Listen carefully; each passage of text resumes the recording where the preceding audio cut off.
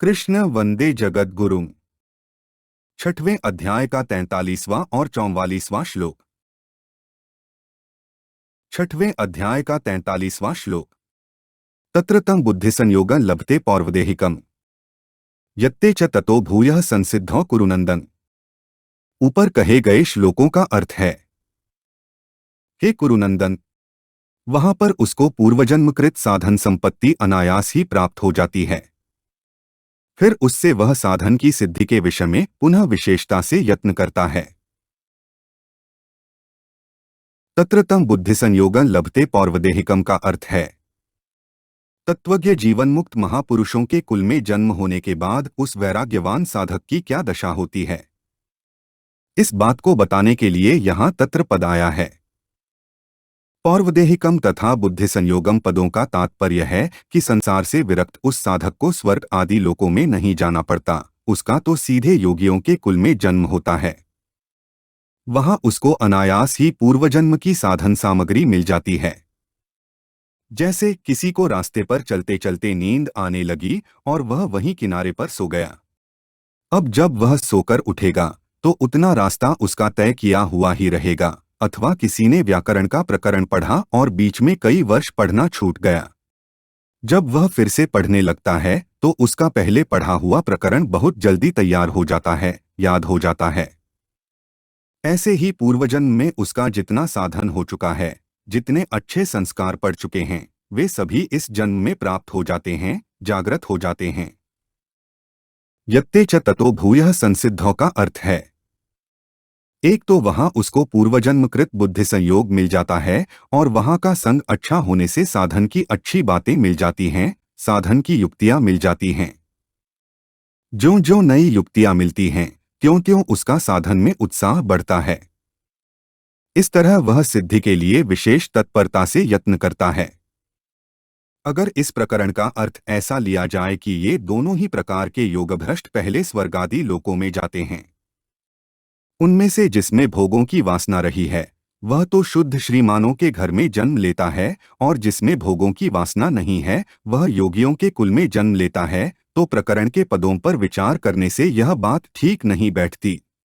कारण कि ऐसा अर्थ लेने से योगियों के कुल में जन्म लेने वाले को पौर्वदेहिक बुद्धि संयोग अर्थात पूर्वजन्मकृत साधन सामग्री मिल जाती है, यह कहना नहीं बनेगा। यह पौर्वदेहिक कहना तभी बनेगा जब बीच में दूसरे शरीर का व्यवधान न हो। अगर ऐसा माने कि स्वर्गादि लोकों में जाकर फिर वह योगियों के कुल में जन्म लेता है तो उसका पूर्वाभ्यास कह सकते हैं, जैसा कि श्रीमानों के घर जन्म लेने वाले योगभ्रष्ट के लिए आगे के श्लोक में कहा है, पर पौर्वदेहिक नहीं कह सकते। कारण कि उसमें स्वर्गादि का व्यवधान पड़ जाएगा और स्वर्गादि लोकों के देह को पौर्वदेहिक बुद्धि संयोग नहीं कह सकते, क्योंकि उन लोकों में भोग सामग्री की बहुलता होने से वहां साधन बनने का प्रश्न ही नहीं है। अतः वे दोनों योगभ्रष्ट स्वर्ग आदि में जाकर आते हैं, यह कहना प्रकरण के अनुसार ठीक नहीं बैठता। दूसरी बात, जिसमें भोगों की वासना है उसका तो स्वर्ग आदि में जाना ठीक है, परंतु जिसमें भोगों की वासना नहीं है और जो अंतस्मय में किसी कारणवश साधन से विचलित हो गया है, ऐसे साधक को स्वर्ग आदि में भेजना तो उसको दंड देना है, जो कि सर्वथा अनुचित है। छठवें अध्याय का 44वां श्लोक। पूर्वाभ्यासेन तेनैव ह्रियते ह्यवशोऽपि सः जिज्ञासुरपि योगस्य शब्द ब्रह्माति वर्तते। ऊपर कहे गए श्लोकों का अर्थ है, वह श्रीमानों के घर में जन्म लेने वाला योगभ्रष्ट मनुष्य भोगों के परवश होता हुआ भी पूर्वजन्म में किए हुए अभ्यास साधन के कारण ही परमात्मा की तरफ खींच जाता है, क्योंकि योग समता का जिज्ञासु भी वेदों में कहे हुए सकाम कर्मों का अतिक्रमण कर जाता है। पूर्वाभ्यासेन तेनैव ह्रियते ह्यवशोऽपि सः का अर्थ है, योगियों के कुल में जन्म लेने वाले योगभ्रष्ट को जैसी साधन की सुविधा मिलती है, जैसा वायुमंडल मिलता है, जैसा संग मिलता है, जैसी शिक्षा मिलती है, वैसी साधन की सुविधा वायुमंडल संग शिक्षा आदि श्रीमानों के घर में जन्म लेने वालों को नहीं मिलती। परंतु स्वर्गादि लोकों में जाने से पहले मनुष्य जन्म में जितना योग का साधन किया है, सांसारिक भोगों का त्याग किया है, उसके अंतःकरण में जितने अच्छे संस्कार पड़े हैं, उस मनुष्य जन्म में किए हुए अभ्यास के कारण ही भोगों में आसक्त होता हुआ भी वह परमात्मा की तरफ जबरदस्ती खींच जाता है। अवशोपी कहने का तात्पर्य है कि वह श्रीमानों के घर में जन्म लेने से पहले बहुत वर्षों तक स्वर्ग आदि लोकों में रहा है।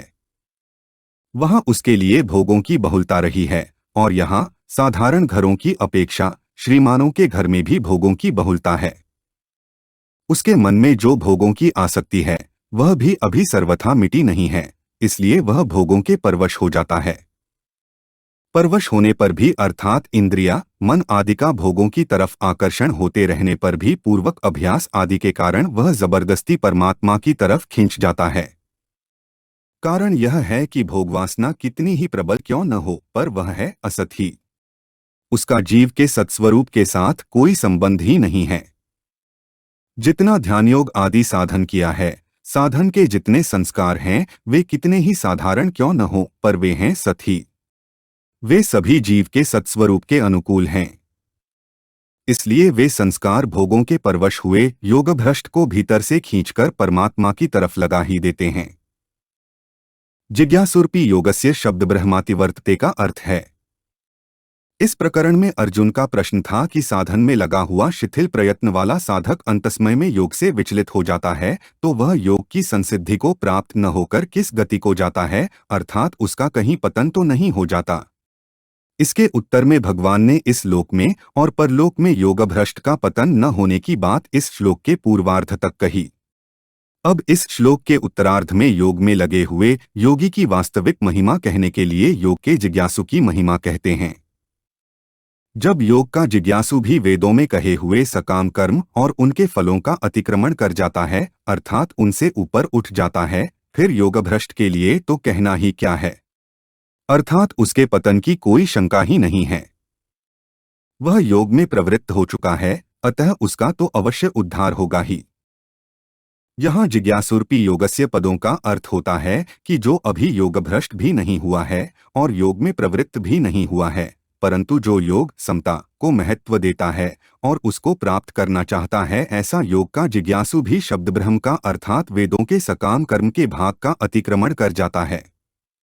योग का जिज्ञासु वह है जो भोग और संग्रह को साधारण लोगों की तरह महत्व नहीं देता, प्रत्युत उनकी अपेक्षा करके योग को अधिक महत्व देता है।